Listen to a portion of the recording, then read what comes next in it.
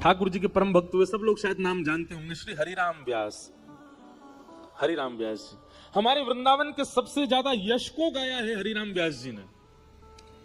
ओरछा के राजा मधुकर शाह के गुरुदेव श्री हरिराम व्यास। अब हरिराम व्यास जी का चरित्र तो बहुत बड़ा है, पर मैं सूक्ष्म में कह दूं कि उनको साक्षात महादेव ने प्रकट होकर के कहा कि व्यास जी आप विद्वान इसलिए नहीं बने हो कि आप असहाय लोगों को हराते रहो। वो अपनी विद्वत्ता से सबको हराते थे। महादेव ने कहा कि आप तो विशाखा जी का अवतार हो, आप ठाकुर जी की निज सहचरी हो, आप तो जाओ और जाकर के वृंदावन के यश का गुणगान करो। बंधुओं एक बात हमारी सुनेंगे ध्यान से, अगर आप कहीं और जन्मे हैं, किसी और स्थान में रहते हैं और किंचित आपके चित्त में ब्रजवास की भावना हो जाए और आपको ब्रज मिल ही जाए, तो निश्चित ही इसमें महादेव की ही अनुकंपा समझिएगा। हमारे ब्रज में बाहर के लोगों को बसावे में, लोग बाग श्री जी से प्रार्थना करते हैं कि हमको ब्रज में बसाओ, लोग बाग ठाकुर जी से प्रार्थना करते हैं कि हमको ब्रज में बसाओ, यमुना जी से संतों से प्रार्थना करते हैं कि ब्रजवास मिल जाए। आज हम सूत्र बता रहे हैं, ब्रजवास की यदि इच्छा हो तो महादेव की आराधना करो, महादेव ब्रज में बसाएंगे। महादेव को ही अधिकार है ब्रज भेजने का। कितनों को भेजा? हरिराम व्यास जी को ब्रज भेजने वाले श्री महादेव। हरिराम व्यास जी जब वृंदावन आ गए तो वृंदावन से उनका जाने का मन नहीं हुआ। तब ओरछा से कई ब्राह्मण गए, उनके परिवार के लोग गए, मधुकर शाह राजा स्वयं चला गया। और मधुकर शाह राजा ने तो वो किया जो कोई नहीं किया। उसने कहा हरिराम व्यास जी से स्पष्ट कहेंगे कि चलो वापस तो नहीं जाएंगे, इनके गुरु जी से आज्ञा दिलवा देंगे तो इनको जाना पड़ेगा। तो मधुकर शाह ने जाकर के श्री हितरवंश महाप्रभु को जाकर के प्रणाम किया, राधा वल्लभ लाल जी के मंदिर में वंदन करके। और हितरवंश महाप्रभु से मधुकर शाह ने कहा कि आप हरिराम व्यास जी को आज्ञा दीजिए कि वो वापस ओरछा चले जाएं। तो महाप्रभु जी बोले भैया ये आज्ञा उचित तो नहीं है, किसी को ब्रज में रहने की इच्छा है तो तुम उसको वापस क्यों ले जाना चाहते हो? तो मधुकर शाह बड़े चतुर थे, उन्होंने कहा देखिए हरिराम व्यास अकेले वृंदावन में रहेंगे तो अकेले का उद्धार होगा, पर हरिराम व्यास ओरछा में रहेंगे तो पूरे ओरछा का उद्धार होगा। तो एक का उद्धार अच्छा कि पूरे नगर का उद्धार अच्छा? तो हितरवंश महाप्रभु बोले भाई नगर का उद्धार अच्छा है। तो बोले आपसे प्रार्थना है कि आप इनको आज्ञा कर दीजिए कि ये वापस हमारे साथ चले।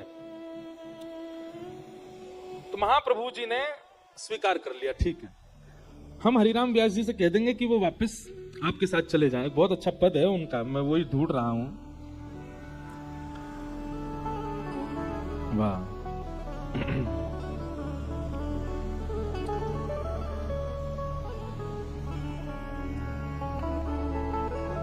हितरवंश महाप्रभु जी ने ये विचार कर लिया कि आज हरिराम व्यास जी आएंगे तो हम उनको आज्ञा कर देंगे तुम वृंदावन छोड़ करके वापस ओरछा चले जाओ।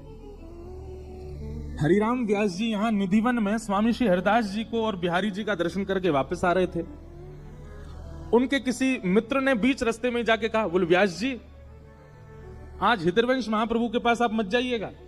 बोले क्यों, गुरुदेव के पास क्यों नहीं जाए? बोले क्योंकि आप गए तो वो सीधे आज्ञा करेंगे कि आप ओरछा चले जाओ और उनकी आज्ञा आपको माननी पड़ेगी। क्यों? पूरा बात बता दी मधुकर शाह ने आके उनसे कह दिया आदि आदि बात। ये बात सुनते ही श्री हरिराम व्यास जी गिर पड़े पृथ्वी पर और वृंदावन की रज को अपने तन से लगा करके, वहां के वृक्षों को अपने हृदय से लगा लगा करके खूब रोए और रोते रोते वृंदावन से कहने लगे हमने निश्चित ही कोई अपराध कर दिया होगा जिसके कारण वृंदावन हमको बाहर जाने के लिए आज्ञा कर रहा है। और हरिराम व्यास जी ने यह तक स्थिति कर ली कि महाराज कालीत पोतली, पूरे मुंह पे काजल लगा लिया। और कई लोग तो ऐसा कहते हैं कि काजल लगा के गधा पे बैठ गए और पूरे वृंदावन में घूमने लगे। ऐसी उनकी स्थिति हो गई कि वे अपने वश में नहीं थे। किसी ने पूछा बोले व्यास जी ये मुंह पे कालीत पोत के आप इस प्रकार इस जानवर पे बैठ के क्यों घूम रहे हैं? तो हरिराम व्यास जी बोले वृंदावन त्याग के जिसको जाना पड़ता है उसको ऐसे ही जाना चाहिए, क्योंकि सौभाग्य से मिलता है वृंदावन। और कोई वृंदावन छोड़ रहा है तो उसकी स्थिति तो यही होनी चाहिए कि वो किसी को मुंह ना दिखावे, वो ऐसे वाहन पे बैठ के ही डोले। ऐसे विचलित से हो गए हरिराम व्यास जी। हितरवंश महाप्रभु जी ने जब हरिराम व्यास जी को देखा तो ओरछा के राजा मधुकर शाह जी से कहा देखो व्यास जी की स्थिति देखो, वृंदावन को त्यागने के लिए ये बिल्कुल राजी नहीं है। अगर ये वृंदावन से तुम इनको ले भी गए ना, ये प्राण त्याग देंगे अपने। ऐसा मत करो। मधुकर शाह जी तब वापस लौट गए और मधुकर शाह जी ने कहा कि भाई हरिराम व्यास जी को अब इनका परिवार ही ला सकता है, तो फिर परिवार भेजा। अब परिवार के लोग जैसे वृंदावन में आए तो हरिराम व्यास जी वृंदावन में रहते थे, आनंद करते थे। परिवार वालों से बचने के लिए कुंज निकुंजों में घूमने लगे हरिराम व्यास जी। और तभी आपको घंटे घड़ियाल की आवाज सुनाई दी, राधा वल्लभ लाल जी का महाप्रसाद बट रहा था। हरिराम व्यास जी सबसे आगे खड़े होते थे पंक्ति में, लेकिन आज परिवार वाले घूम रहे हैं वृंदावन में, तो इतना विलंब हो गया कि कैसे पहुंचे। अवसर पाकर के हरिराम व्यास जी दौड़े राधा वल्लभ जी के मंदिर की ओर। तब तक प्रसादी पट चुकी थी सब में। हरिराम व्यास जी जब तक पहुंचे सब में बट चुकी थी। अब हरिराम व्यास जी बोले आज तो हमारा नियम टूट गया, हमको प्रसादी मिली नहीं ठाकुर जी की। तभी वहां झाड़ू लगाने वाली कड़ी पकौड़ी आदि सब पा रही थी। हरिराम व्यास जी गए और उसके आगे हाथ पसार के खड़े हो गए, बोले बहन आज मुझे प्रसाद नहीं मिला, आप अपने पात्र में से कुछ प्रसादी मुझको दे दो। अब यहां हरिराम व्यास जी उस मेहतरानी के आगे हाथ पसार के बैठे थे, इतने में ही उनका परिवार वाले सब वहीं आ गए और वो दूर से हरिराम व्यास जी को देख रहे थे।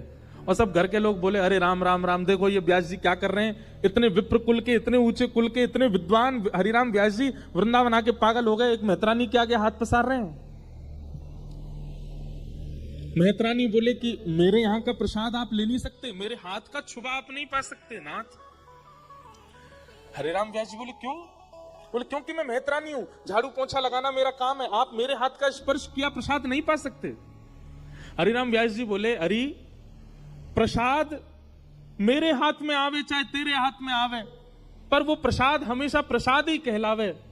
प्रसाद जब भेद ना करे कि मैं विद्वान के हाथ में जा रहा हूं कि मैं मेहतरानी के हाथ में जा रहा हूं, तो फिर मैं और तू इतना भेद क्यों मान रहे हैं? प्रसाद तो प्रसाद है, वो ये ना देखे कि मैं कौन के हाथ में हूं, चल जल्दी कर अब मुंह को दे दे। और इतने में मेहतरानी ने कड़ी पकौड़ी हरिराम व्यास जी को दी और हरिराम व्यास जी तुरंत पा गए। अब इस दृश्य को देख करके व्यास जी के परिवार के लोग बोले ये अब हमारे किसी काम के नहीं है, जो पागल हो चुके हैं। हमने सुना था कुछ दिन पहले गधा पे डोल रहे थे, मुंह पे काली पोतली थी, और आज बताओ इनको ये विचार नहीं कि किसके हाथ का पाना चाहिए, मेहतरानी के हाथ की पकौड़ी खा गए। परिवार वाले आए तो थे व्यास जी को ले जाने, पर स्थिति देख करके व्यास जी को ही छोड़ के चले गए, बोले अब हमारे किसी काम के नहीं है। तब हरिराम व्यास जी ने ये कुछ पंक्ति गाई, ध्यान से सुनिएगा, वृंदावन से प्रीति करने वाले बहुत ध्यान से सुनना। व्यास मिठाई विप्र की तामे लागे आग, वृंदावन के स्वपच को झूठन खइए माग।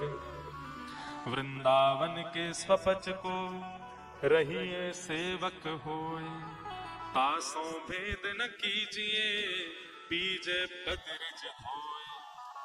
व्यास कुलीन निकोटि मिले पंडित लाख 25, स्वपच भक्त की पनही तुले न तिनके शीश। व्यास स्वपच बहुतरि गए एक नाम लवलीन, चढ़े नाभ अभिमान की बूढ़े बहुत कुलीन।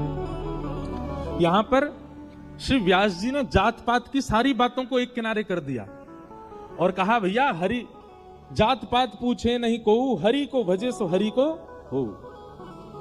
वृंदावन के तो स्वपच की भी अगर प्रसादी मिल जाए तो उसको पालो, उसके आगे अगर कोई बहुत बड़ा विप्र कहीं और का आपको कुछ दे रहा हो तो उसको भले ही मत स्वीकार करो, वृंदावन का कोई कुछ दे दे उसको स्वीकार करो। ऐसा अनन्य प्रेम, ऐसा अखंड प्रेम वृंदावन के प्रति श्री हरिराम व्यास जी का था। तो हमने ये विषय क्यों शुरू किया कि आपको बंधन नहीं छोड़ने पड़ते, आप ठाकुर जी को पकड़ लो, सारे बंधन ठाकुर जी अपने आप छुड़वा देंगे आपसे। ऐसी ऐसी क्रिया करवाएंगे कि कोई आपके संग रहेगा ही नहीं, फिर सब छोड़ छाड़ के चले जाएंगे, अकेले ठाकुर जी रहेंगे। फिर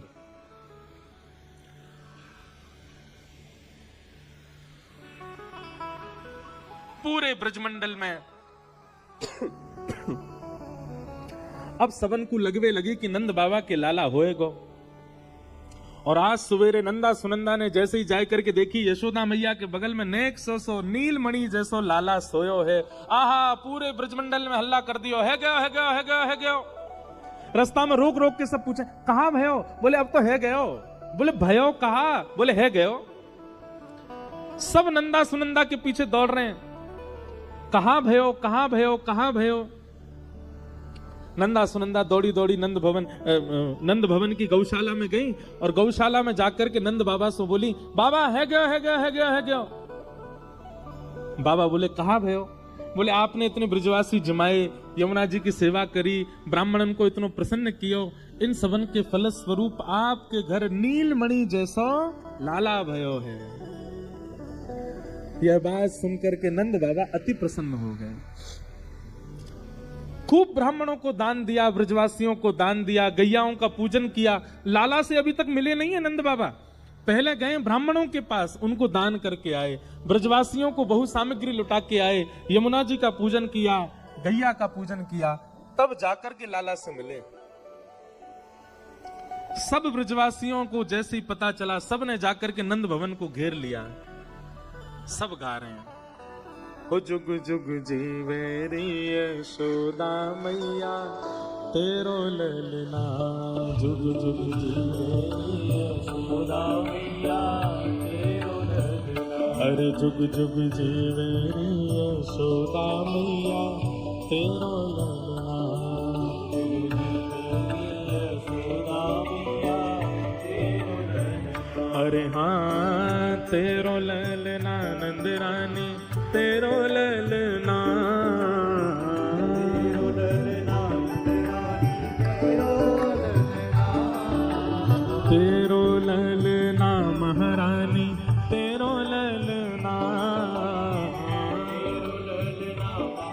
गाँव भाव से तो जुग जुग जीवेरी यशोदा मैया तेरो ललना, जुग जुग जीवेरी यशोदा मैया तेरो ललना। अरे जुग जुग जीवेरी नंद रानी मैया तेरो ललना, जुग जीवेरी नंद रानी मैया तेरो ललना।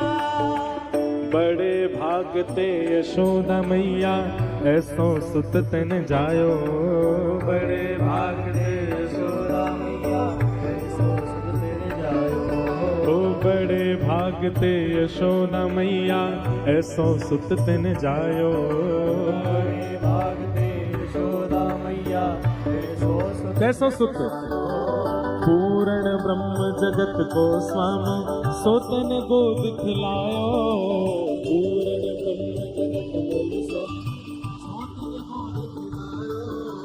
पूर्ण ब्रह्म जगत को स्वामी सोतन गोद खिलायो।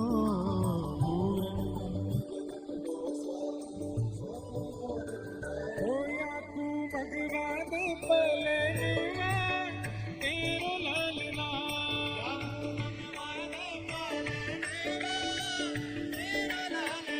अरे जुग जुग जीवेरी यशोदा मैया तेरो ललना, नंद के लाला की।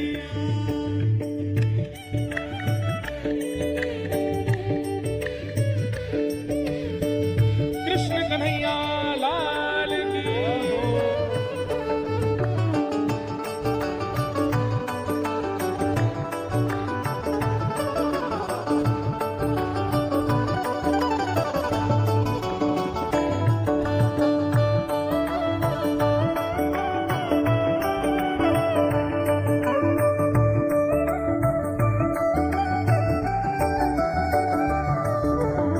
बात बताते बताते मेरे रोंगटे खड़े होते हैं कभी कभी कि ब्रजमंडल में ऐसा हमारे आपके जैसा उत्सव नहीं हुआ है। ब्रजवासी नाच रहे, गा रहे, उत्सव मना रहे, उन्होंने लाला को देखा ही नहीं है अभी भी, फिर भी नाच रहे हैं, अपने घर सजा रहे हैं, एक दूसरे के कंधे पे चढ़ चढ़ के उछल उछल के कह रहे हैं बधाई हो बधाई हो। मानो ऐसे उत्सव मना रहे हैं कि जैसे ये लाला के सगे भैया हों, लाला के सगे चाचा हों, लाला के सगे संबंधी हों। दूर दूर तक संबंध नहीं है, लेकिन फिर भी इतना उत्साह ब्रजवासियों में भरा है, सब नाच रहे हैं। भागवत जी में वर्णन है अवाद्यंत विचित्राणी वादित्राणी महोत्सवे। बोले जितने वाद्य हैं ना, तबला, ढोलक, ढोल, नगाड़े, ये सब तो 6-7 दिन बजे, पर उत्सव तो चल ही रहा। 6-7 दिन बाद इन सब के ये सब फूटने लगे। तो बोले फिर ब्रजवासी उत्सव कैसे मना रहे हैं? तो व्यास जी वर्णन करते, अवाद्यंत विचित्राणी, कोई अपने मुंह को खुला करके मुंह से आवाज निकाल रहा है, कोई आवाज निकलने वाली कोई भी सामग्री मिल जाए उसी को बजा रहे हैं, बिना बाल वाला कोई आ जाए तो उसके सिर को ही बजा रहे हैं, कोई किसी के पेट को ही बजा रहे हैं, बस उत्सव मना रहे हैं, सब नाच रहे हैं, गा रहे हैं। और सब कहा कह रहे हैं, भैया बुरो मत मइयो, नंद बाबा के लाला भयो है, तो को भी बधाई हो, तेरो पेट धन्य हो जाए, ने यहाँ पे ढोलक बजवा ले। मोटे मोटे पेट वाले भी अपने ढोलक बजवा रहे हैं, कोई सिर पे बजवा रहा है, कोई अपने हाथों से विचित्र विचित्र वाद्य बजा करके सब नाच रहे हैं। सब ब्रजवासी कह रहे हैं, हे यशोदा मैया, धन्य घड़ी जब होए यशोदा मैया कह के बोले।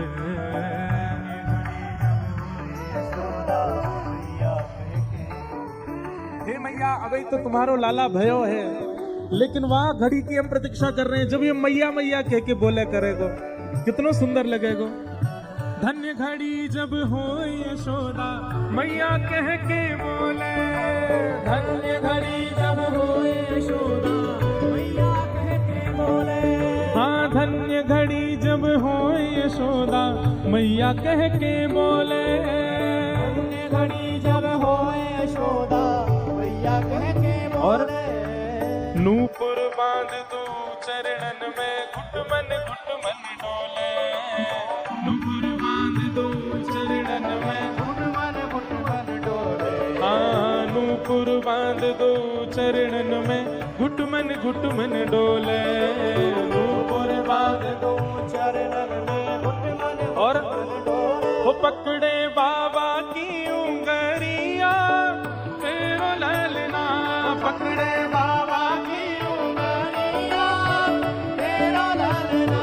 पकड़े बाबा की उंगलियां तेरो ललना, पकड़े बाबा की उंगलियां तेरो ललना।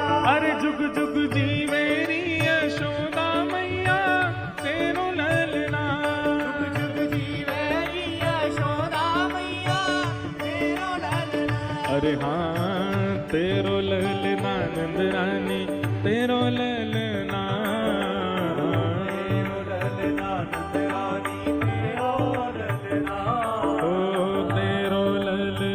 महारानी तेरो ललना।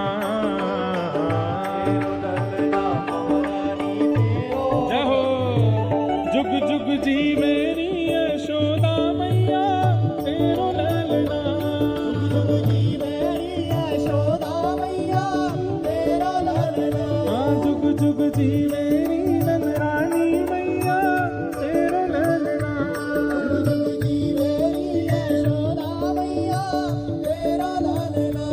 हे नंद घरा नंद भयो, कन्हैया लाल, नंद घरा नंद भयो, कन्हैया लाल की। श्री यशोदा के लाला भयो, कन्हैया लाल की। हे जग प्रतिपाल भयो, कन्हैया लाल की। प्यारो राधा रमण लाल भयो, कन्हैया लाल की। प्यारो राधा वल्लभ लाल भयो, कन्हैया लाल की। हे नंद घरा नंद भयो, कन्हैया लाल की। हे नंद घरा नंद भयो, कन्हैया लाल की। हे नंद घरा नंद भयो, कन्हैया लाल की। हाँ, नंद घरा नंद भयो, कन्हैया लाल की। बोल नंद के लाला की जय। सब ब्रजवासी नाच रहे हैं, गा रहे हैं, उत्सव मना रहे हैं, आनंद कर रहे हैं। नंद जी के घर लाला भयो है। नंद बाबा अपने 3 भाव पवित्र कर रहे हैं। तन पवित्र सेवा किए, धन पवित्र कर दान, मन पवित्र हरि भजन सो होत त्रिविध कल्याण। नंद बाबा सब ब्रजवासियों को इतनी सेवा कर रहे हैं सबकी, कोई भी उदास नहीं है जाए, कोई भी हताश नहीं है जाए, सबन को। भैया देखो, एक बात हमारी हमारी सुनो। ठाकुर जी का उत्सव करो, अनुष्ठान करो, भागवत कथा कराओ। अनुष्ठान उत्सव सफल कैसे होते हैं कि जितने भी लोग वहां आवे उनमें से कोई हताश होके ना जावे, उससे उत्सव सफल होता है। कोई निराश होके ना जावे। कई बार बड़े उत्सव होते हैं, बड़ी कथाएं होती, बहुत लोग उदास भी हो जाते हैं, पर यह उत्सव और आयोजन करवाने वालों की जिम्मेवारी होती है कि कोई उदास ना जावे, सबको हम संभालें। आप भले ही जितने दिन उत्सव होता उतने दिन दीन बन के रहो, सबके आगे हाथ जोड़ के रहो, पर किसी को हताश उदास मत होने दो। और ये बात हम नहीं कह रहे, स्वयं भगवान गीता में कहते हैं कि उत्सव में 5 काम नहीं होने चाहिए जिससे उत्सव तामसी हो जाता है। उसमें एक भाव यह भी है कि उत्सव में जितने लोग आवे सब प्रसन्नता से जाए, यह भाव। तो नंद बाबा सबके पास जा रहे हैं, कोई को कोई दिक्कत तो नहीं, सबन के हाथ जोड़ें, सबन के भाव रखें, सबन के प्रति ऐसी भावना रखें कि किसी के हृदय में कोई भी प्रकार को द्वेष भाव या कोई अंतर्भाव नहीं आ जावे।